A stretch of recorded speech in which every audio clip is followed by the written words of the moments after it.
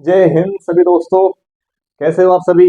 आशा करता हूँ आप सभी अच्छे होंगे, स्वस्थ होंगे और आपकी पढ़ाई अच्छी चल रही होगी। ठीक है दोस्तों, हम लेकर आ गए एक नया वीडियो आप लोगों के लिए। और राजस्थान की जो हिस्ट्री है उसी क्लास से हमारी चल रही है। तीसरी वीडियो में लेकर के आ गया हूँ। टॉपिक हमारा राजस्थान का अभिलेख चल रहा है और इसके अंदर हम जो बाकी के बचे हुए अभिलेख है उसकी चर्चा करेंगे। ठीक है दोस्तों, चलिए शुरू करते हैं।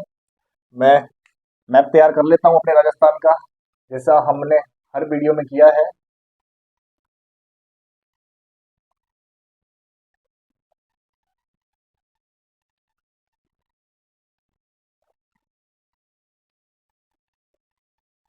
उम्मीद है आपको मेरा जो मैप बनाया हुआ है काफी पसंद आएगा। चलिए दोस्तों, ये हम बात करेंगे एक प्रशस्ति की जिसका नाम है कुंभलगढ़ प्रशस्ति। कुंभलगढ़ प्रशस्ति, ठीक है दोस्तों, इसकी हम चर्चा कर लेते हैं पहले, उसके बाद में इसको नोट डाउन कर लेंगे। दोस्तों, कुंभलगढ़ जो प्रशस्ति है 1460 ईस्वी की ये प्रशस्ति है। राजसमंद के अंदर एक मंदिर है, कुंभेश्वर मंदिर, जिसे मामादेव मंदिर भी कहा जाता है। उसकी दीवार पर ये उत्कीर्ण है।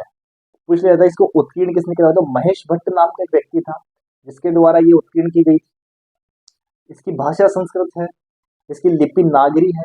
5 शिलाओं में ये जो प्रशस्ति है 5 शिलाओं में फैली हुई। ठीक है दोस्तों, और 270 इसके अंदर श्लोक हमें मिलते हैं।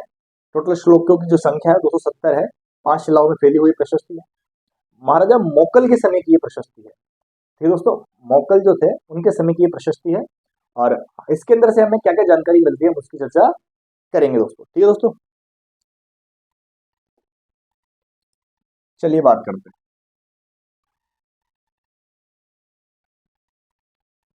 राजसंबंध। तो कुंभलगढ़ प्रशस्ति हमें कहाँ मिलती है? राजसंबंध के अंदर। राजसंबंध के अंदर एक मंदिर है जिसका नाम है कुंभ श्याम मंदिर। कुंभ श्याम मंदिर, इसी का दूसरा नाम है मामादेव मंदिर। मामादेव मंदिर, ठीक है दोस्तों, इस मंदिर की दीवार पर यह प्रशस्ति लगी हुई है। इस प्रशस्ति के जो उत्कीर्णक हैं उनका नाम है महेश भट्ट। इस प्रशस्ति को जिसने उत्कीर्ण करवाया था उसका नाम है महेश भट्ट। महेश भट्ट। प्रशस्ति की भाषा पूछ ली जाए तो इस प्रशस्ति की भाषा है संस्कृत।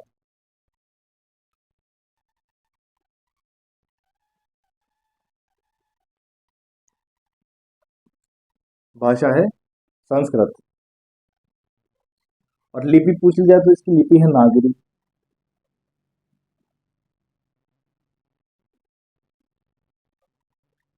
कौन से राजा के समय की है?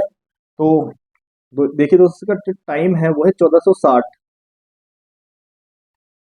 1460 में किस किस राजा का शासन था? उदा। 1460 के अंदर उदा कुंभा।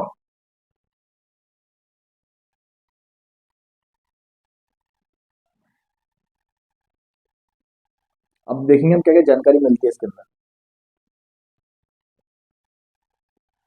जानकारी हमें क्या क्या प्राप्त होती है इस प्रशस्ति से? तो सबसे पहले जो हमें इस प्रशस्ति से जानकारी प्राप्त होती है, कुंभा की ही जानकारी प्राप्त होती है। कुंभा की विजयों का इसमें हमें इसके उल्लेख मिलता है। कुंभा के समय की तो किसकी जानकारी सबसे पहले किसकी मिल रही है? कुंभा की। तो पहले हम बात करें कुंभा की क्या है। तो कुंभा के विजयों, जो कुंभा ने विजय की थी, जीते थे, जिन जगहों को जीता था, कुंभा की विजयों का विजय का उल्लेख है। कुंभा की विजय का उल्लेख है। इनफैक्ट इसके अंदर तो इस प्रश्न में तो नाम भी दे रखे हैं कि कुंभा ने कौन कौन से जगह जीती थी। जैसे बसंतपुरा हो गया, आबू हो गया, नराणा हो गया। लिख लेंगे हम, नराणा, आबू, बसंतपुरा।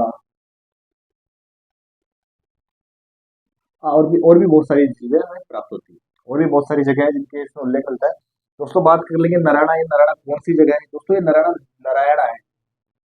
ये बहुत फेमस जगह रही है नारायण, इसका आप लोगों को पता होगा, नारायण जयपुर का है ये। जयपुर इस नारायण के अंदर आप पढ़ते हैं जब दादू दयाल जी, उन्होंने अपनी जो मुख्य पीठ है वो कहाँ स्थापित की थी, नारायणा के अंदर स्थापित की थी, ये वही नारायण है दोस्तों। उसके बाद करेंगे हम बाद में हम आबू, दोस्तों माउंट आबू सिरोही, सिरोही के अंदर आबू पर्वत, इसके बारे में हम पढ़ते हैं। आबू पर्वत पर वशिष्ठ जी, गुरु वशिष्ठ ने यज्ञ किया था और अग्निकुंड से 4 राजपूत जाति की उत्पत्ति की थी, हम इसके बारे में पढ़ चुके हैं। बसंतपुर है दोस्तों। अब हम बात करेंगे अगली जानकारी की, और क्या जानकारी हम प्राप्त होती है इसके अंदर से। दोस्तों इसके अंदर हमें एक जानकारी प्राप्त होती है, हम्मीर नाम के एक राजा था, आप सब लोग जानते हो इतिहास के अंदर, रणथंभौर का वो राजा हुआ था हम्मीर, उसको विषम घाटी पंचानन कहा गया है इस प्रशस्ति के अंदर। तो इसको हम्मीर को, हम्मीर को विषम घाटी पंचानन, हम्मीर को क्या कहा गया है दोस्तों इसके अंदर, हम्मीर को इसके अंदर विषम घाटी पंचानन कहा गया है। एक बहुत इंपॉर्टेंट जानकारी जो हमें इससे प्राप्त होती है वो ये है कि इस प्रशस्ति के अंदर बप्पा रावल को विप्रवंशी कहा गया है। बप्पा रावल जिसके बारे में हम अच्छी तरह जानते हैं, हरिकृषि गया चराते थे, चित्तौड़ पर अधिकार कर लेते हैं, उस बप्पा रावल को विप्रवंशी कहा गया है। क्वेश्चन बन जाता है कि विप्रवंशी किस राजा को और किस प्रशस्ति में कहा गया है, तो वो है कुंभलगढ़ प्रशस्ति। और राजा पूछ ले तो बप्पा रावल, पूछ ले कि हम्मीर को विषम घाटी पंचानन किस प्रशस्ति में कहा गया है, तो उसका राइट आंसर आएगा कुंभलगढ़ प्रशस्ति। या फिर ऐसे भी क्वेश्चन बन सकता है, कुंभलगढ़ प्रशस्ति में विषम घाटी पंचानन किसे कहा गया है, तो उसका नाम आ जाएगा हम्मीर का। विषम घाटी पंचानन क्यों कहा गया है दोस्तों, विषम घाटी पंचानन बताइए, विषम घाटी मतलब विषम परिस्थितियों में पंचानन मतलब शेर के सामान जो विषम घाटी परिस्थितियों में खड़ा रहता है उसे ही विषम घाटी पंचानन कहते हैं। ये हम्मीर के लिए प्रयुक्त किया गया है।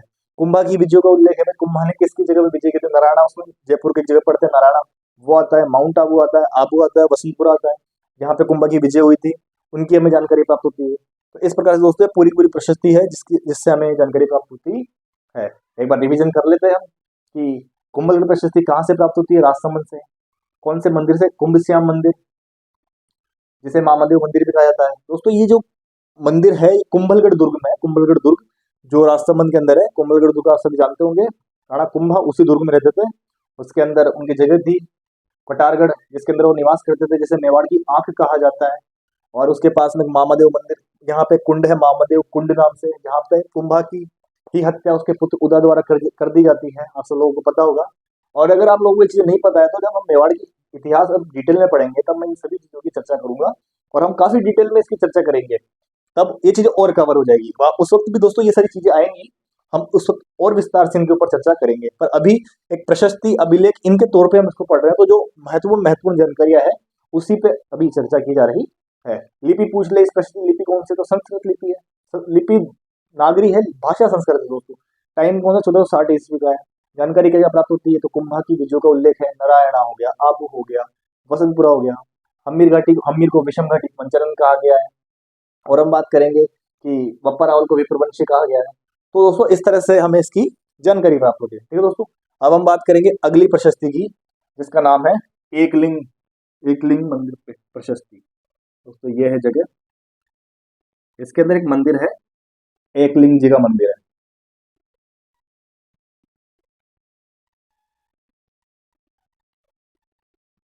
एकलिंग नाथ प्रशस्ति,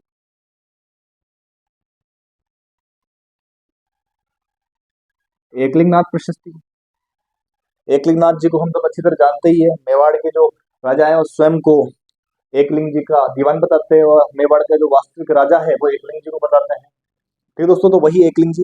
ये जो एकलिंग नाथ प्रशस्ति है ये हमें उदयपुर से प्राप्त होती है, इसकी हम बात करेंगे, हमें उदयपुर से प्राप्त होती है। उदयपुर के अंदर मंदिर है एकलिंग, एकलिंग जी का मंदिर।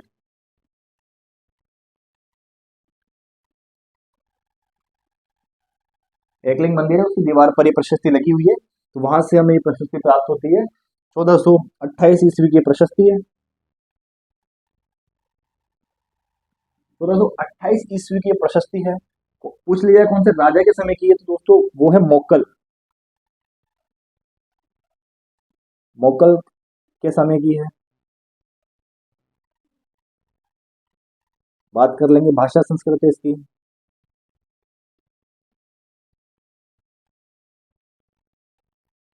लिपि नागरी है।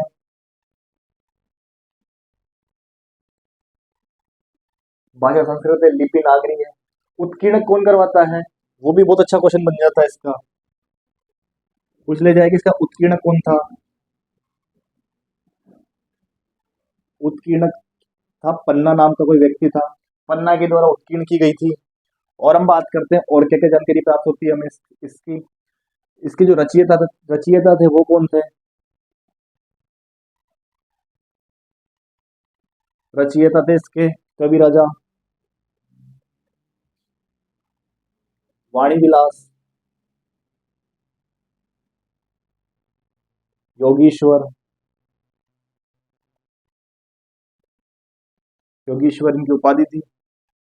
हम बात करेंगे जानकारी क्या क्या प्राप्त होती है इसके अंदर से, हमें क्या क्या जानकारियां मिलती है उसकी चर्चा करेंगे अब हम।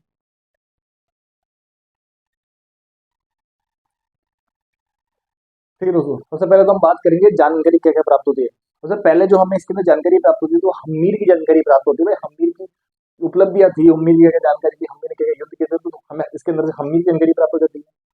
दूसरी हम बात करेंगे, दूसरी और कौन सी जानकारी प्राप्त होती है? दोस्तों 1428 ईस्वी के आसपास का जो समय था उसके अंदर भीलो, उदयपुर का जो रीजन है आप लोगों को पता होगा, हम भी जानते हैं कि जो उदयपुर का जो बेल्ट है उसे ट्राइबल बेल्ट घोषित किया गया है। मतलब वो जो है वो आदिवासी बाहुल्य क्षेत्र है। तो अब वहां की ये प्रशस्ति, तो जाहिर सी बात है वहां के जो भील थे उनकी सामाजिक व आर्थिक स्थिति की इसके में चर्चा की गई है। तो एक जानकारी हमें ये भी प्राप्त होती है, जो भील है, भीलों की सामाजिक और आर्थिक स्थितियां हैं, उनकी जानकारी हमें कौन सी प्रशस्ति देती है? उसका नाम है एकलिंगनाथ प्रशस्ति। इसके बाद में इसके अंदर जो एक बहुत इंपॉर्टेंट बात कही गई है राणा लाखा के बारे में। राणा लाखा जो थे वो मोकल के पिताजी थे, आप लोगों को पता होगा कि जो लाखा जो थे ना, उन्होंने क्या किया था, एक त्रिस्थली नाम की जगह थी। उस त्रिस्थली के अंदर कौन कौन सी जगह थी? उसके अंदर काशी हो गया, प्रयाग हो गया और गया। प्रयाग, जिस प्रयागराज जिसे हम कहते हैं, काशी, प्रयाग और गया, ये तीन जगह थी। इस इन तीनों जगहों को त्रिस्थली कहा जाता था। जब भी क्या होता था, हिंदू जो व्यक्ति है इन तीनों जगहों का दर्शन करने के लिए जाया करते थे, तो क्या होता था, उनसे कर लिया जाता था, धार्मिक कर लिया जाता था उन लोगों से कि आप लोगों को अपना जो तीर्थ स्थान है इसकी यात्रा करनी है तो आप लोगों को कर देना पड़ेगा। तो राणा लाखा ने ये जो त्रिस्थली है इसके अंदर हिंदुओं से जो कर लिया जाता था उस कर को समाप्त करवा दिया था तथा और यहाँ पे और मंदिरों का भी निर्माण करवाया था। एक ये हमें जानकारी प्राप्त हो जाती है इसके बारे में। तो दोस्तों नोट डाउन करते हैं इसकी जानकारी करें। पहला तो हमें हम्मीर की जानकारी मिलती है।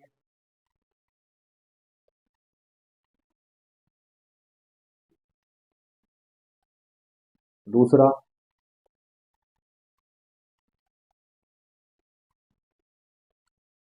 भीलों की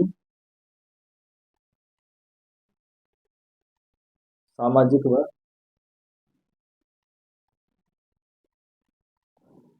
आर्थिक स्थिति। भीलों के सामाजिक व आर्थिक स्थिति की जानकारी मिलती है। और एक जो जानकारी है वो हम भी, वो राणा लाखा के बारे में भी प्राप्त होती है कि लाखा ने क्या किया था, त्रिस्थली नाम की जगह थी, वहां से हिंदुओं से लिए जाने वाले कर को समाप्त कर दिया था तथा अनेक मंदिर बनवाए थे। ये दोस्तों, तो ये दो प्रशस्ति हमने पढ़ी। अब हम बात करेंगे अगली प्रशस्ति की। मैं इससे जगह थोड़ी सी कम पड़ रही है अपने पास में, पर मैं कोशिश करता हूँ आप लोगों को इसी के अंदर पढ़ा दूं। चलिए इसे रफी कर लेता हूँ दोस्तों। एकलिंगनाथ प्रशस्ति। दोस्तों ये एकलिंगनाथ प्रशस्ति नहीं है, ये मैंने आपको, ये थोड़ी सी मिस्टेक हो गई। यह है श्रृंगी, श्रृंगी ऋषि का लेख। श्रृंगी ऋषि का लेख जो हमें एकलिंग मंदिर की दीवार पे खुदा हुआ मिलता है। ठीक है दोस्तों, ये करेक्शन कर लेना थोड़ा सा। एकलिंगनाथ प्रशस्ति 928 971 ईस्वी की हमने पहले चर्चा कर ली है उसकी। और श्रृंगी ऋषि का लेख है जो हमें एकलिंग मंदिर उदयपुर से मिलता है। ये जितनी भी जानकारी है सिर्फ ये इससे संबंधित है। एकलिंग जो प्रशस्ति में लिखाई उसको थोड़ा सा करेक्शन कर लेना दोस्तों। मानव भूल है, हो जाती है दोस्तों, गलतियां मनुष्य से होती है, आप लोग समझ सकते हो। अब हम बात करेंगे, यहाँ पे एक प्रशस्ति है,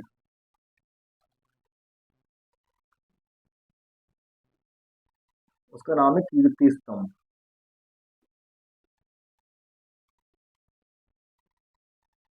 कीर्ति स्तंभ प्रशस्ति। कीर्ति स्तंभ प्रशस्ति की हम चर्चा करेंगे। सबसे पहले सन की बात करेंगे दोस्तों, कब की है इसके ऊपर हम चर्चा कर लेते हैं। दोस्तों कीर्ति स्तंभ जो प्रशस्ति है ये 1460 ईस्वी की है, पहली बात तो ये।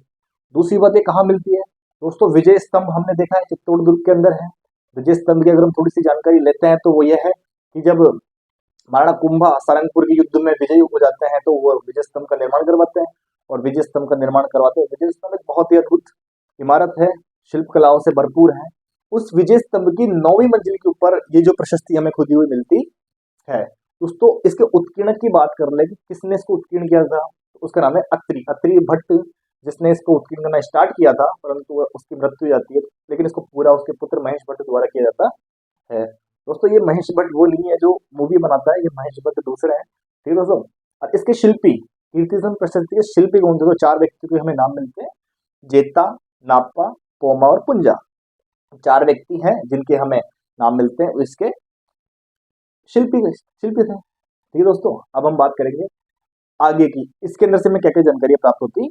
तो पहले जो इंफॉर्मेशन है हम नोट डाउन कर लेते हैं। कीर्ति स्तंभ प्रशस्ति सन पूछ लेंगे तो 1460 ईस्वी। सन पूछे तो कब की है, 1460 ईस्वी की है। कहाँ मिलती है हमें, तो विजय स्तंभ है उसकी 9वीं मंजिल पे मिलती है। विजय स्तंभ है उसकी 9वीं मंजिल पर खुदी हुई है, प्रशस्ति है। उत्कीर्णक की बात करेंगे, इसके उत्कीर्णक कौन थे, उत्कीर्ण किसने करवाया था, तो अत्रि, एक थे अत्रि नाम के व्यक्ति, अत्रि भट्ट। ये स्टार्ट करते हैं इसको उत्कीर्ण करना, और इसको पूरा इनके पुत्र महेश भट्ट द्वारा किया जाता है। महेश भट्ट द्वारा तो पूरा किया जाता है। शिल्पी की बात करेंगे, इसके शिल्पीकार कौन थे, तो दोस्तों इसके शिल्पीकार 4 व्यक्ति थे, जेता, नापा, पेमा और पुंजा। ये 4 व्यक्ति इसके शिल्पीकार हैं। पूछ लिया कि और बाकी के एक्स्ट्रा चीजें और नोट डाउन कर लीजिए। 187 इसके अंदर श्लोक है, 187 श्लोक है, भाषा संस्कृत है।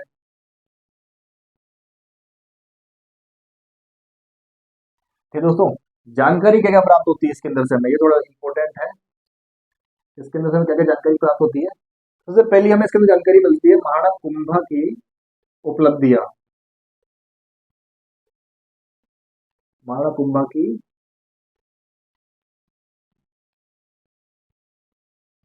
उपलब्धियां, महाराणा कुंभा की क्या क्या उपाधियां थी, उपलब्धियां नहीं दोस्तों, उपाधियां। उपलब्धियां नहीं आएगा, उपाधि आएगा, थोड़ा सा करेक्शन कर लीजिए, उपाधियां। ठीक है दोस्तों, महाराणा कुंभा को राजगुरु कहा जाता था, दान गुरु कहा जाता था, शैल गुरु कहा जाता था, अभिनव भट्टाचार्य कहा जाता था,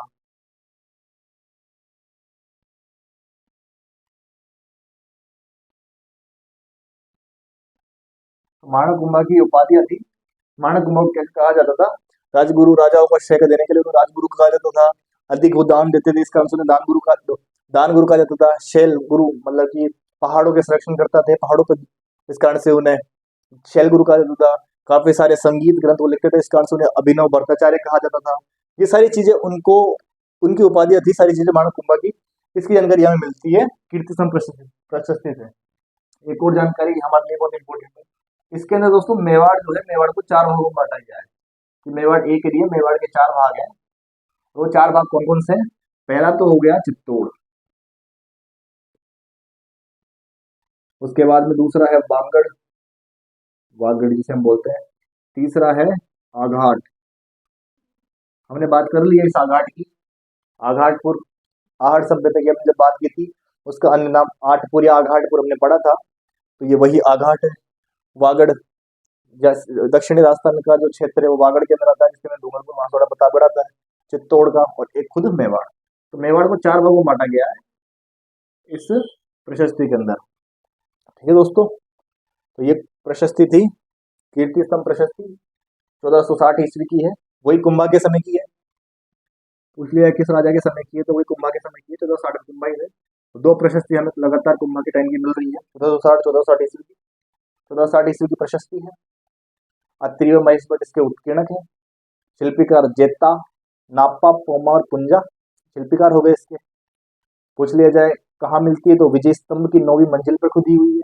187 श्लोक है। भाषा संस्कृत है। जानकारी क्या मिलती है, तो कुंभा की उपलब्धि उपाधियां मिलती है कुंभा की। कुंभा को दान गुरु, शैल गुरु, हाल गुरु, अभिनव ब्रह्मचार्य कहा जाता था।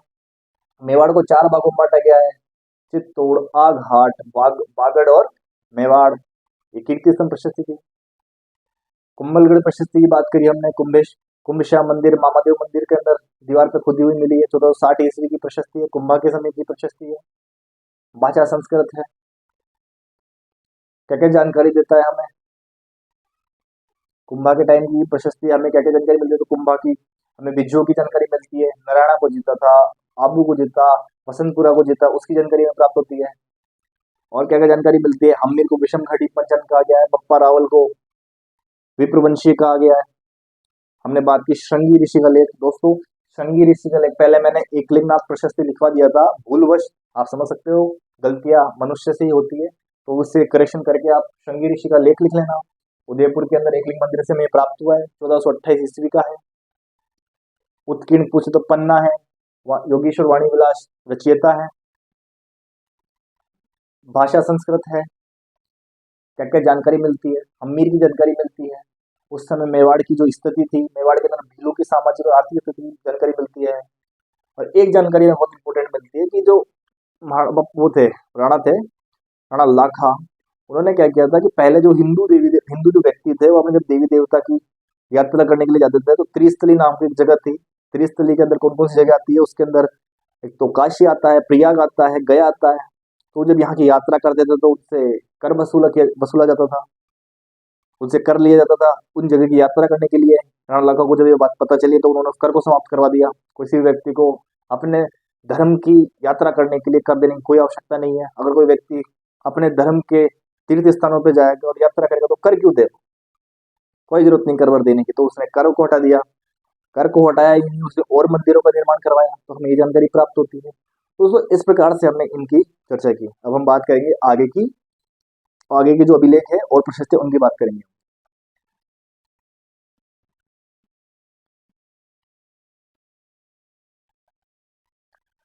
हाँ तो दोस्तों हम बात करेंगे अगली प्रशस्ति की। अगली प्रशस्ति हमें वहीं उदयपुर से ही प्राप्त होती है, और उसी जगह से प्राप्त होती है एकलिंग मंदिर से। उसका नाम है रायमल प्रशस्ति।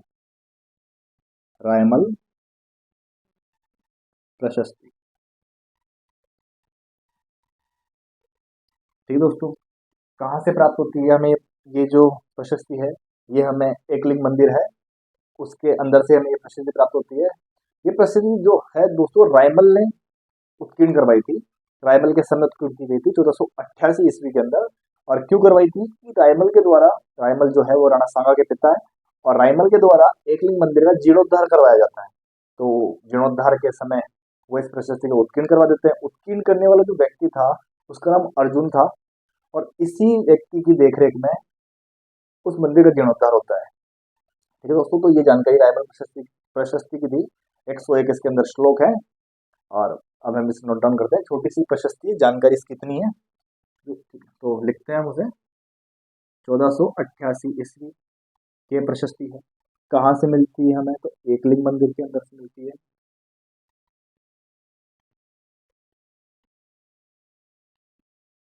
एकलिंग मंदिर के अंदर से मिलती है। उत्कीर्णक कौन था, अर्जुन नाम का एक व्यक्ति था। उत्कीर्ण किसने करवाया था, तो रायमल ने करवाया था। रायमल ने क्या किया था, जो एकलिंग मंदिर है इसका पुनर पुनरुद्धार करवाया था।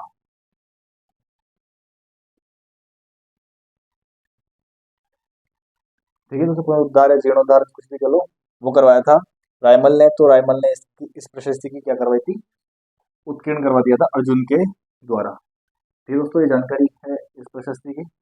अर्जुन की देखरेख में इसका पुनरुद्धार हुआ था, इस कारण से अर्जुन इसके जो प्रत्यक्ष दृष्टा है वो बन जाते हैं। अब हम बात करें अगली प्रशस्ति की। अगली जो प्रशस्ति है वो है रायसिंग प्रशस्ति। रायसिंग प्रशस्ति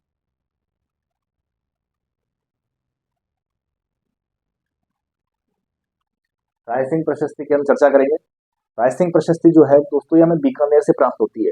बीकानेर का दुर्ग है, उस दुर्ग के अंदर एक गेट है, सूरजपोल नाम का गेट है, उस गेट के पार्श्व में प्रशस्ति लगी हुई है। ये जो प्रशस्ति है वो 1594 ईस्वी की है। उस वक्त रायसिंह का समय था, रायसिंह शासन कर रहा था बीकानेर के अंदर। बीकानेर के किले के पर रायसिंह का शासन था, तो उसने इस प्रशस्ति को उत्कीर्ण करवाया था, इस कारण से इसका नाम रायसिंह की प्रशस्ति पड़ा।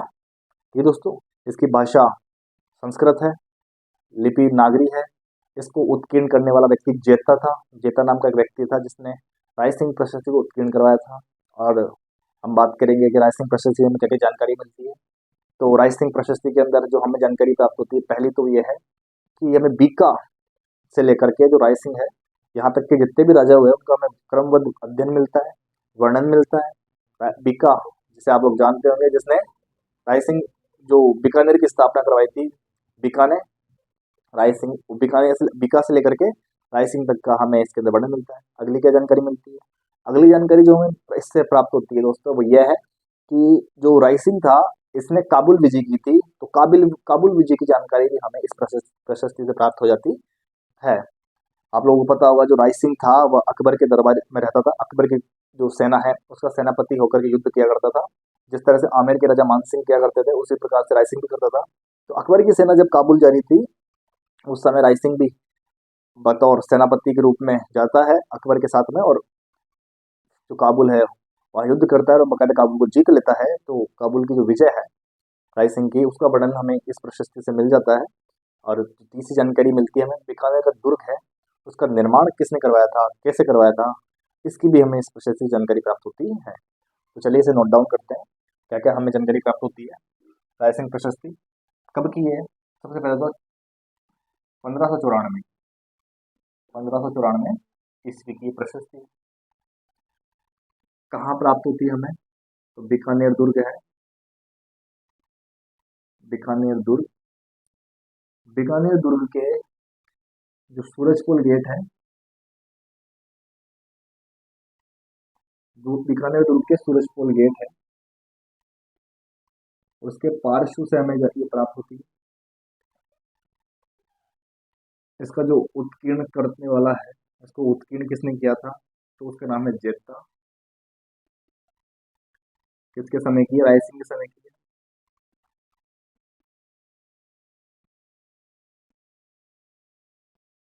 रायसिंह के समय की। हम बात करेंगे क्या क्या जानकारी प्राप्त होती है इससे। भाषा पूछ ले पहले, तो भाषा कौन सी है? भाषा संस्कृत की है।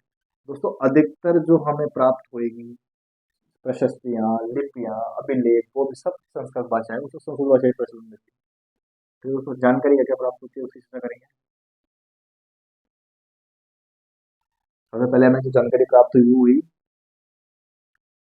बीका, राव बीका, जिसने बीकानेर की स्थापना की थी। राव बीका से रायसिंह तक, या बीका से रायसिंह तक के जितने भी राज्य हैं उनका हमें वर्णन मिल रहा है, उनका वर्णन किया गया है। और बात करेंगे हम आगे रायसिंह की। काबुल विजय, काबुल विजय की जानकारी मिलती है। रायसिंह की काबुल विजय की हमें जानकारी प्राप्त होती है। और हम बात करेंगे अगला, तो बीकानेर का दुर्ग है, बीकानेर दुर्ग निर्माण, बीकानेर दुर्ग के जो निर्माण है इसकी भी जानकारी हमें ये प्रशस्ति देती है। बीकानेर का जो दुर्ग है इसके निर्माण की भी जो प्रशस्ति हमें जानकारी देती है। ये दोस्तों, हमने बात कर ली दो प्रशस्ति की। एक तो है रायमल प्रशस्ति और एक रायसिंह प्रशस्ति। रायमल दोस्तों राणा सांगा के पिताजी थे। तो रायमल ने क्या किया था, एकलिंग मंदिर का जीर्णोद्धार करवाया था। तो उसने क्या किया था, उसने वहाँ एक प्रशस्ति उत्कीर्ण करवाई थी। उत्कीर्ण करने वाला व्यक्ति अर्जुन था। अर्जुन की देखरेख में ही उस मंदिर का जीर्णोद्धार होता है। ठीक दोस्तों, 1488 ईस्वी की ये बात है। फिर हमने बात की थी रायसिंह प्रशस्ति। राय सिंह जो प्रशस्ति हमें 1594 ईस्वी की है, बीकानेर का जो दुर्ग है उसका जो सूरजपुर गेट है उसके पास से हमें प्राप्त होती है। संस्कृत भाषा है और इससे हमें क्या क्या जानकारी मिलती है, तो बीका से लेकर के और राय सिंह है जो भी राजा है इनका वर्णन मिलता है। राय सिंह की जो काबुल विजय इसकी जानकारी मिलती है और हमें बीकानेर दुर्ग के निर्माण की भी जानकारी प्राप्त होती है। ठीक है दोस्तों, अब बात करते हैं हम अगली प्रशस्ति की। ठीक है दोस्तों,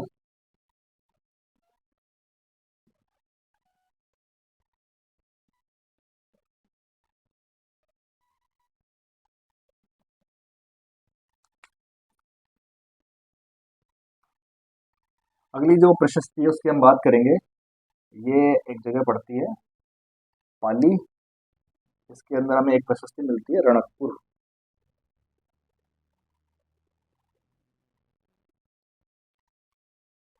रणकपुर प्रशस्ति पाली के अंदर से हमें प्राप्त होती है।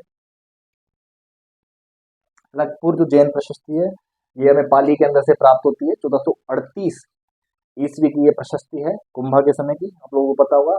1438 के अंदर 37 के अंदर कुंभा सारंगपुर का युद्ध जीतते हैं, तो 38 के अंदर ये प्रशस्ति है 1438 ईस्वी की, कुंभा के समय की है।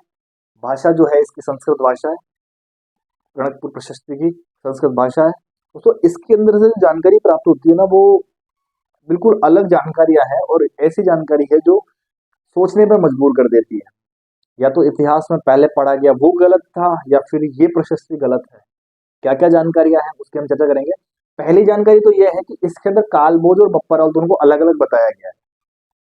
हम पढ़ते आए हैं, हमने पहले जो प्रशस्ति हमको मिली है उसके अंदर वो बताया गया कालभोज की उपाधि बप्पा रावल था, बप्पा रावल की उपाधि कालभोज थी, दोनों एक ही थे। परंतु ये प्रशस्ति ऐसी है जिसके अंदर कालभोज और बप्पा रावल दोनों को अलग अलग बताया गया कि नहीं नहीं, कालभोज बप्पा रावल दोनों एक नहीं थे, दोनों अलग अलग थे। इनफैक्ट बप्पा रावल तो पिता थे गुहिलों के, कालभोज के पिता थे बप्पा रावल। तो ये जो प्रशस्ति है भ्रम पैदा करती है इतिहास के अंदर, हमारे मन के अंदर, कि हमने जो पहले पढ़ा वो गलत था या फिर ये गलत है। तो ये जो जानकारी है बहुत इंपॉर्टेंट है। इससे क्वेश्चन बनता है कौन सी प्रशस्ति से हमें ये जानकारी मिलती, कालभोज और पराव दोनों अलग अलग थे, तो वो थी रणकपुर जैन प्रशस्ति। और क्या क्या जानकारी बात होती है, इसके जो उत्कीर्णक थे वो देपाक या दीपा जो हम कह सकते हैं वो इसके उत्कीर्णक थे। तो ये एक इंपॉर्टेंट जानकारी है जो हमें से प्राप्त होती है। बाकी हम चर्चा करेंगे इसकी और क्या क्या प्राप्त होता है हमें। पाली की ये प्रशस्ति है 1438 ईस्वी की। आपको पता होगा 1438 के में कुंभा का समय था, तो किसके समय की है? कुंभा, कुंभा के समय की ये प्रशस्ति है। ठीक है दोस्तों, भाषा की बात करेंगे, भाषा कौन सी है? तो इसकी भाषा है संस्कृत। भाषा बात पूछ ले, भाषा कौन सी भाषा है? संस्कृत। उत्कीर्ण किसने किया था? तो इसके जो उत्कीर्णक है, उत्कीर्ण करवाया गया था देपाक नाम के व्यक्ति से। देपाक के लो से दीपा, ये व्यक्ति था। जानकारी क्या क्या प्राप्त होती है हमें इसके अंदर से, उसकी बात करेंगे। प्राप्त जानकारी, जो हमें जानकारी मिलती है, पहली जानकारी को ये मिलती है कि इसके अंदर कालभोज व बप्पा रावल दोनों को अलग अलग बताया गया है।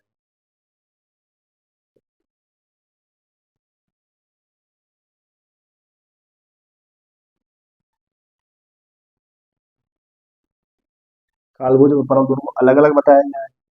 दूसरा,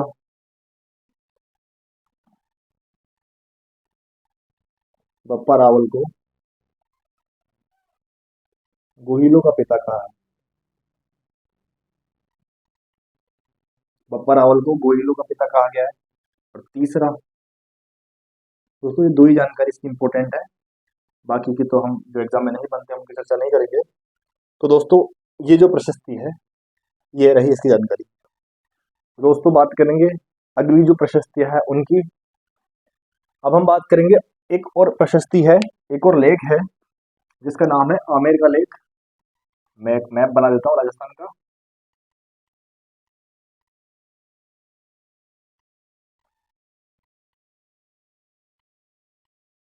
ठीक है दोस्तों, यहाँ पे आप सब लोगों को पता होगा जयपुर पड़ता है, जयपुर जगह। जयपुर के अंदर आमेर नाम की एक जगह है, आमेर का लेक, जहां से हमें एक लेक प्राप्त होता है जिसका नाम है आमेर का लेक। आमेर का लेक, इसकी चर्चा कर लेते हैं। आमेर का लेक 1612 ईस्वी का ये लेक है। मानसिंह के समय का लेक है। उस वक्त मानसिंह का शासनकाल आमेर के अंदर चल रहा था, उसके समय का ये लेक है। और इसकी भाषा संस्कृत है, इसकी लिपि नागरी है। यहाँ से हमें क्या क्या जानकारी प्राप्त होती है। सबसे पहले जो हमें यहाँ से जानकारी प्राप्त होती है वो यह है दोस्तों कि जो आमेर के कछवा वंश है उनको रघुकुल तिलक कहा गया है। आमेर के जो राजा थे उनको रघुकुल तिलक कहा गया है। और फिर बात करेंगे और क्या कहा गया है। तो जो जहांगीर था उसके राज्य की दुहाई दी गई है। इसके अंदर हम लोगों को पता है कि आमेर और मुगलों का संबंध रहा है। इस कारण से जो जहांगीर का राज्यकाल था, जहांगीर का जो राज्य था उसकी दुहाई दी गई है। और बात करेंगे और क्या जानकारी प्राप्त होती है। तो वो एक जो बहुत इंपॉर्टेंट जानकारी हम हमें यहाँ से प्राप्त होती है वो ये है कि पृथ्वीराज से लेकर के मानसिंह तक के जितने भी राजा हैं, ये चारों राजा, इनका क्रम से उल्लेख किया गया है कि भाई पृथ्वीराज, उसका बेटा भारमल, उसका बेटा भगवंत दास और उसका बेटा मानसिंह, इनके क्रम का भी उल्लेख इसके अंदर किया गया है। मानसिंह को भगवंत दास का पुत्र कहा गया है। ये जो लेख है इसके अंदर, तो ये सारी सारी जानकारी हमें इसके अंदर प्राप्त होती है। चलिए इसे नोट डाउन करते हैं। आमेर का लेख सबसे पहली बात करेंगे कब का है। 1612 ईस्वी का। किसके समय का है? मानसिंह के समय का है।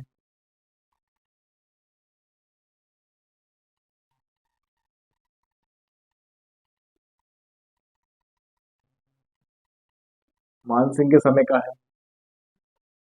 भाषा कौन सी है इसकी? भाषा है संस्कृत। लिपि की बात करें, लिपि कौन सी है? लिपि है नागरी।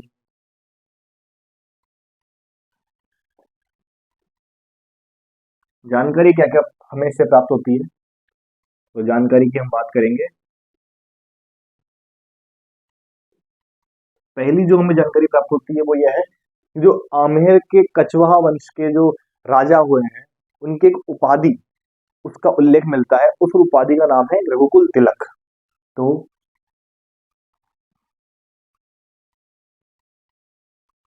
कछवाहों को रघुकुल तिलक कहा गया है।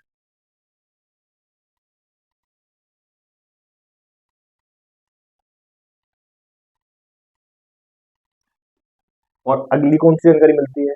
तो पृथ्वीराज से लेकर के मानसिंह तक के राजा है उनका क्रम से उल्लेख मिलता है। दूसरी जो हमें जानकारी प्राप्त होती है उसकी बात कर लेते हैं। पृथ्वीराज, दोस्तों ये पृथ्वीराज चौहान नहीं है, ये पृथ्वीराज कुशवाहा है, कछवाहा है। पृथ्वीराज का पुत्र भारमल, भारमल का पुत्र भगवंत दास,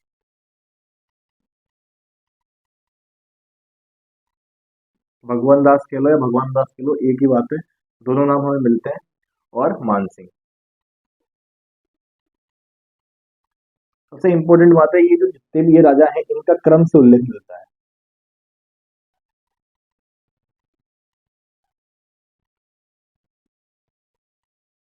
क्रम से क्या मिलता है? क्रम से उल्लेख मिलता है। और क्या क्या जानकारी प्राप्त होती है? और इसके अंदर जो जहांगीर था उसके राज्य की दुहाई दी गई है। एक और जानकारी नोट करो आप।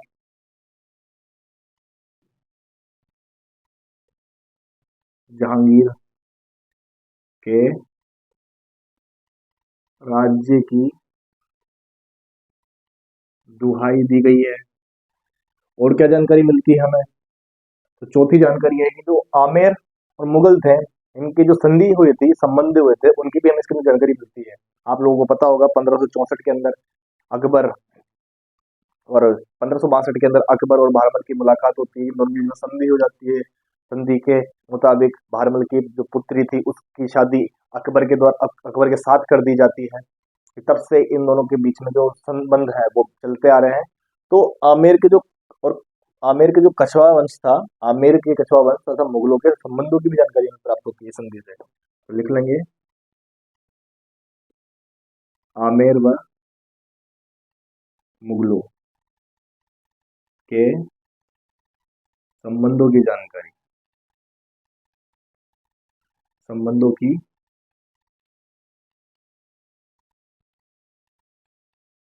संबंधों की भी जानकारी हमें से अंदर प्राप्त होती है। एक और जो जानकारी हमें प्राप्त होती है वो यह है कि जो मान सिंह है उसको भगवंत दास का पुत्र कहा गया है, साफ शब्दों में लिखा हुआ मिलता है। मान सिंह को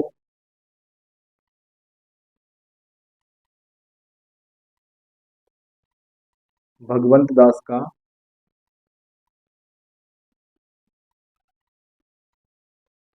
पुत्र कहा गया है। दोस्तों ये जानकारियां थी जो हमें आमिर के लेख से प्राप्त होती है। ठीक है दोस्तों, अब बात करते हैं अगली प्रशस्ति की जिसका नाम है जगन्नाथ राय प्रशस्ति।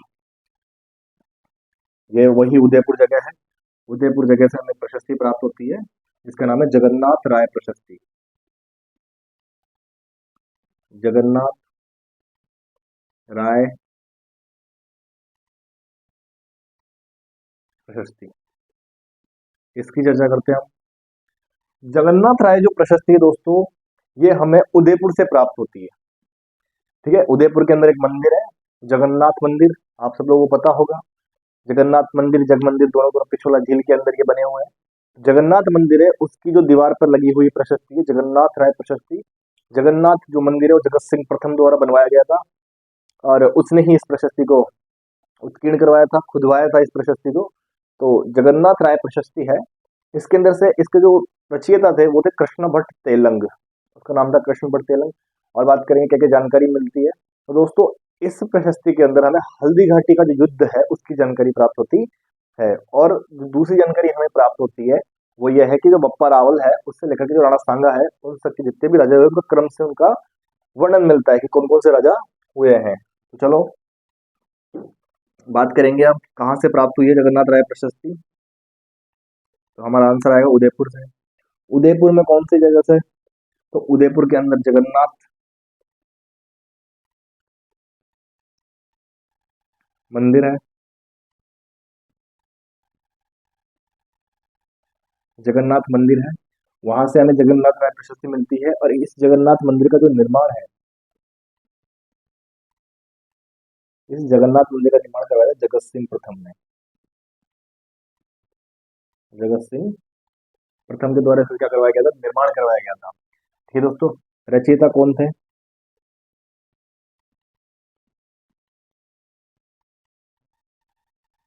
रचयिता है इसके कृष्ण भट्ट तेलंग, रचयिता है इसके कृष्ण भट्ट तेलंग। जानकारी क्या क्या प्राप्त होती है उसकी चर्चा करेंगे। जानकारी हमें जो प्राप्त होती है, जानकारी जो हमें प्राप्त होती है, पहली जानकारी हमें प्राप्त होती है हल्दी घाटी के युद्ध का वर्णन है। इससे क्वेश्चन बनता है कि हल्दी घाटी का युद्ध का वर्णन किस प्रशस्ति में किया गया है, तो उसका नाम है जगन्नाथ राय प्रशस्ति। लिख लेंगे हम, हल्दी घाटी युद्ध का वर्णन। हल्दी घाटी युद्ध का वर्णन हमें कहाँ से मिलता है, तो जगन्नाथ राय प्रशस्ति के अंदर से मिलता है। और बात करेंगे और कौन सी जानकारी मिलती है, तो बप्पा रावल से।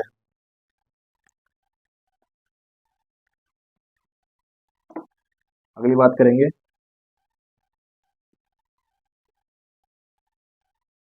बप्पा रावल से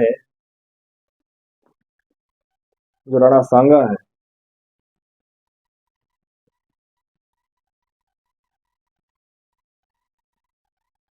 तक राजाओं को क्या मिलता है, वर्णन मिलता है। तो ये जानकारी हमें जगन्नाथ राय प्रशस्ति से प्राप्त होती है।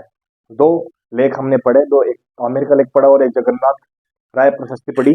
दोनों के एक बार ब्रीफ रिवीजन कर लिया जाए तो अच्छा है दोस्तों। कि जो आमिर का जो लेख है हमें आमिर के अंदर से प्राप्त होता है। 1612 का ये लेख है, मानसिंह के समय का है, भाषा संस्कृत है, लिपि नागरी है, मानसिंह के समय का है। जानकारी क्या क्या देता है, तो औरंगजेब के राज्य की दुहाई दी गई है, पृथ्वीराज, भारमल, भगवान दास, मानसिंह का क्रम सहित वर्णन किया गया है, मानसिंह को भगवान दास का पुत्र कहा गया है, आमेर व मुगलों के संबंधों पर प्रकाश डालता है, ये लेख, ये जानकारी हमें आगरा के लेख से मिलती है। जगन्नाथ राय जो प्रशस्ति है, जगन्नाथ राय प्रशस्ति जो है हमें उदयपुर के जो जगन्नाथ मंदिर है वहां से प्राप्त होती है। जगन्नाथ मंदिर का निर्माण जगत सिंह प्रथम ने करवाया था। जानकारी क्या क्या देता है? पहली जानकारी तो हल्दी घाटी के युद्ध का वर्णन किया गया है इसके अंदर। दूसरी बात, परावल से सांगा तक के जो राजा थे उनका वर्णन मिलता है, उल्लेख किया गया है उनका। तो ये मोटी मोटी चीजें याद रहेगा। चलो आगे बात करेंगे हम अगली प्रशस्ति की। ठीक है दोस्तों, अगली प्रशस्ति की बात करेंगे। हाँ तो दोस्तों, अब बात करेंगे हम उदयपुर के अंदर ही एक और हमें एक लेख प्राप्त होता है जिसका नाम है त्रिमुखी बावड़ी लेख। त्रिमुखी बावड़ी का लेख। सबसे पहले बात करेंगे कब का है? 1675 ईस्वी का। त्रिमुखी बावड़ी का जो लेख है 1675 ईस्वी का ये लेख है। उस वक्त मेवाड़ के अंदर महाराणा राज सिंह का शासन चल रहा था। राज सिंह एक बहुत प्रतापी राजा थे। हम इसकी बात करेंगे जब हम मेवाड़ का इतिहास पढ़ेंगे, तो उनके समय का ये लेख है। इसके अंदर हमें मोटी मोटी जानकारी प्राप्त होती है, वो यह है, पहले तो इसके अंदर हमें चारुमती जो विवाद है उसकी जानकारी प्राप्त होती है। चारुमती विवाद क्या है? तो चारुमती विवाद जो है, महाराणा जो राज सिंह है वो चारुमती से विवाह करते हैं। चारुमती से जो औरंगजेब जो राजा है उस वक्त हिंदुस्तान का, वो चारुमती से विवाह करना चाहता है। और वो बकायदा अपना फरमान भिजवाता है। जो किशनगढ़ के राजा, चारुमती जो थी किशनगढ़ के राजा की पुत्री थी, और शादी करना चाहता है वो चारुमती से, परंतु चारुमती जो है वो औरंगजेब से शादी करने के लिए मना कर देती है और वो राज सिंह को पत्र लिखती है। और राज सिंह बकायदा उससे आता है, शादी करके उसे ले जाता है। तो ये विवाद है, इस बहुत डिटेल में हम इसकी चर्चा करेंगे जब मेवाड़ का इतिहास पढ़ेंगे। अभी मोटी मोटी जानकारी हमें ये लेनी है कि चारुमती का जो विवाद की जानकारी हमें कौन सा लेख देता है, तो उसका नाम है त्रिमुखी बावड़ी का लेख। और दूसरा जो हमें इसके अंदर जानकारी प्राप्त होती है वो यह है कि जो राज सिंह थी उसने मालवा पर विजय प्राप्त की थी, तो मालवा विजय की जानकारी मिलती है। डूंगरपुर विजय की प्राप्त की, डूंगरपुर विजय की जानकारी प्राप्त होती है। इसको नोट डाउन करते हैं हम। चलिए, क्या क्या जानकारी हमें प्राप्त होती है? पहला तो चारुमती विवाद, विवाद की जानकारी। अगली, मालवा विजय।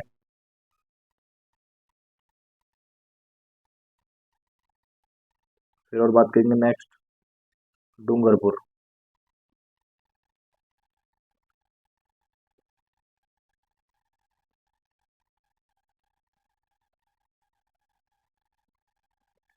डूंगरपुर विजय का वर्णन। तो ये त्रिमुखी बावड़ी का जो लेख है इस प्रकार है। हमें 1675 ईस्वी का है, राज सिंह के समय का है। चारुमती विवाद की जानकारी मिलती है, मालवा विजय की जानकारी मिलती है, और डूंगरपुर विजय की भी हमें इसमें जानकारी मिलती है। ठीक है दोस्तों, अब मैं इसे रफ कर देता हूँ, फिर हम आगे की जो भी लेख है, प्रशस्तियां, उसकी चर्चा करेंगे। हाँ तो दोस्तों, अगली जो प्रशस्ति है उसकी चर्चा करेंगे। उसका नाम है राज सिंह प्रशस्ति। राज सिंह, राज सिंह प्रशस्ति। दोस्तों, राज सिंह जो प्रशस्ति है 1676 ईस्वी की है। राजा जो राज सिंह था उसके समय ये लिखवाई गई थी, और विश्व की सबसे बड़ी ये प्रशस्ति मानी जाती है। काली शिलाओं पर लिखी गई है। 25 काली शिलाएं हैं जिसके ऊपर ये प्रशस्ति लिखी गई है। इसके 24 सर्ग है, 1106 श्लोक है, भाषा संस्कृत है। मेवाड़ की जो जानकारी इसके अंदर हमें प्राप्त होती है वो है कि मेवाड़ का जो क्रमबद्ध इतिहास है उसका वर्णन मिलता है। दोस्तों, ये क्या है, बहुत बड़ी प्रशस्ति है, इसको विश्व की सबसे बड़ी प्रशस्ति का दर्जा प्राप्त है। और इसको महाकाव्य कहा गया है, इसको महाकाव्य कहा गया है इस प्रशस्ति को। तो दोस्तों, जो इसके रचयिता थे उसका नाम था रणछोड़ भट्ट तेलंग। ठीक है दोस्तों, कृष्ण भट्ट तेलंग कंफ्यूजन हो सकता है। कृष्ण भट्ट तेलंग जो है वो जगन्नाथ राय प्रशस्ति के हैं, हमने चर्चा की है। कृष्ण भट्ट तेलंग जो रचयिता है वो जगन्नाथ राय प्रशस्ति के हैं। जो राज सिंह प्रशस्ति है इसके जो रचयिता है उसका नाम है रणछोड़ भट्ट तेलंग। चलिए हम चर्चा करते हैं इसकी कि कब की ये प्रशस्ति है। तो 1676 ईस्वी की प्रशस्ति है।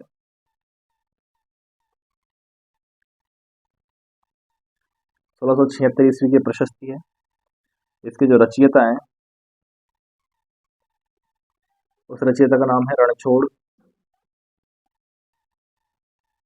भट्ट तेलंग।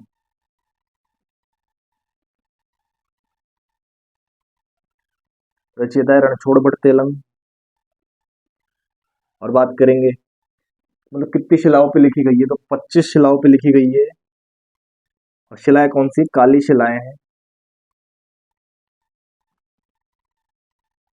25 काली शिलाओं पे लिखी गई है। 24 सर्ग हैं। 1106 श्लोक के अंदर, 1106 श्लोक हमें प्राप्त होता है। भाषा पूछ ले इसकी।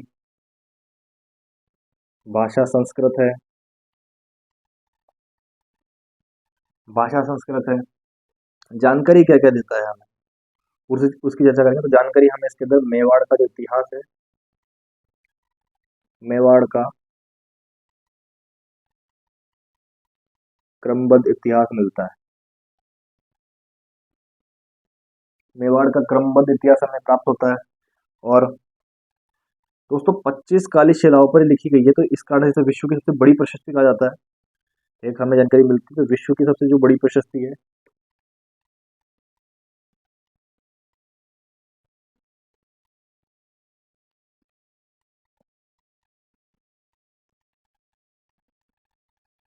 विश्व की जो सबसे बड़ी प्रशस्ति है वो ये है, इसे महाकाव्य की संज्ञा दी गई है।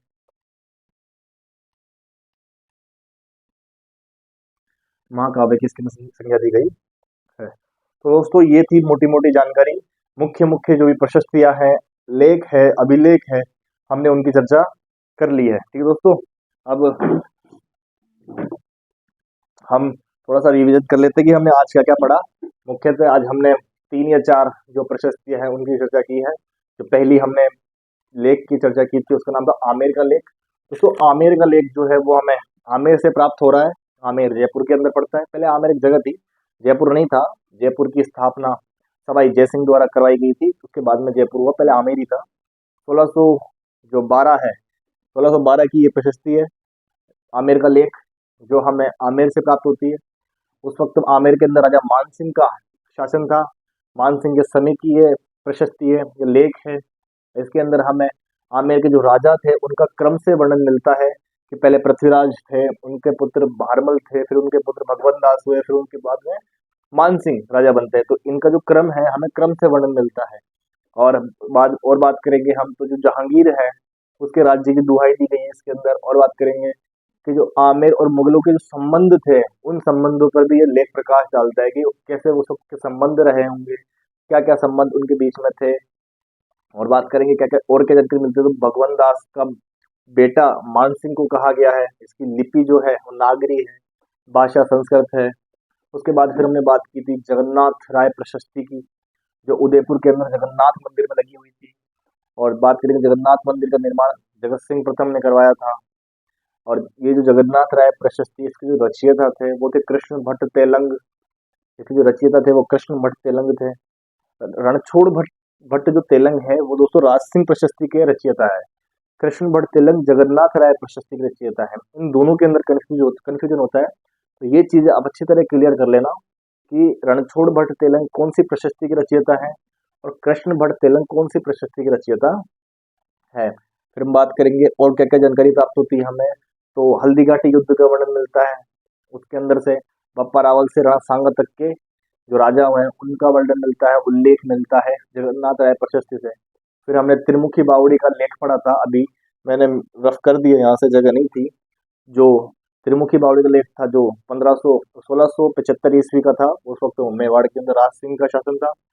तो वो जो लेख था दोस्तों उसके अंदर हमें राज सिंह की उपलब्धियां प्राप्त हो रही थी, राज सिंह की विजयों के बारे में जानकारी मिल रही थी। और इसी बीच में हमें एक विवाद की भी जानकारी मिल रही थी, कृष्णा को दोस्तों चारूमती का जो विवाद था, कि दोस्तों चारूमती का जो विवाद था, ये औरंगजेब जो था दिल्ली का राजा, वो किशनगढ़ की राजकुमारी चारूमती से विवाह करना चाहता था। तो वह बकायदा प्रस्ताव भेजता है चारूमती के पास में कि मैं तुझसे विवाह करना चाहता हूँ, परंतु चारूमती के द्वारा उसको ठुकरा दिया जाता है। और चारूमती पत्र लिखती है राज सिंह को कि मैं तो आपको अपना पति मानती हूँ और आप आकर के मुझे बचा लो। इस वजह, और ये जो पत्र मिलता है तो राज सिंह जो उस वक्त प्रतापी राजा था, वह इस पत्र का जवाब देता है और बाकायदा औरंगजेब के खिलाफ बगावत छेड़ता है और चारूमती से जाकर के विवाह कर लेता है।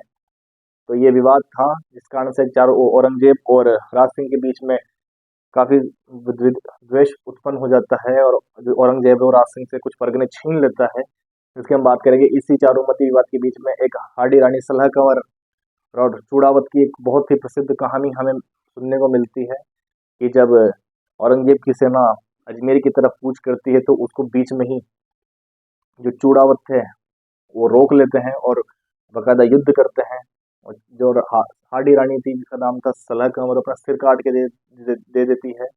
उसके बाद में जो चूड़ावत था वो काफी भयंकर तरीके से युद्ध करता है। तो हमें चीजें जानकारी प्राप्त होती है, इसकी चर्चा हम और डिटेल में करेंगे जब हम मेवाड़ का इतिहास पढ़ेंगे। ठीक है दोस्तों। और राज सिंह जब डूंगरपुर में विजय प्राप्त करता था, तो उस विजय की जानकारी मिल रही थी हमें त्रिमुखी बावड़ी लेक से। और क्या क्या प्राप्त होता है, एक मालपुरा की जो विजय थी उसकी जानकारी मिल रही थी। उसके बाद फिर हमने पढ़ी राज सिंह प्रशस्ति। राज सिंह जो प्रशस्ति है दोस्तों, ये हमें 1676 ईस्वी की में प्राप्त हो रही है, वही राज सिंह के समय की है। इसके अंदर हमें क्या क्या जानकारी प्राप्त हो रही है, और सबसे पहले तो हमें जो इसके अंदर जानकारी प्राप्त हुई है वो ये है कि मेवाड़ का क्रमबद्ध इतिहास हमें मिल जाता है राज सिंह प्रशस्ति के अंदर। दूसरा, 25 काली शिलाओं पे लिखी गई है, 24 सर्ग है, 1106 श्लोक हैं इसके। विश्व की सबसे बड़ी प्रशस्ति की संज्ञा इसे दी गई है, महाकाव्य की संज्ञा इसको दी गई है।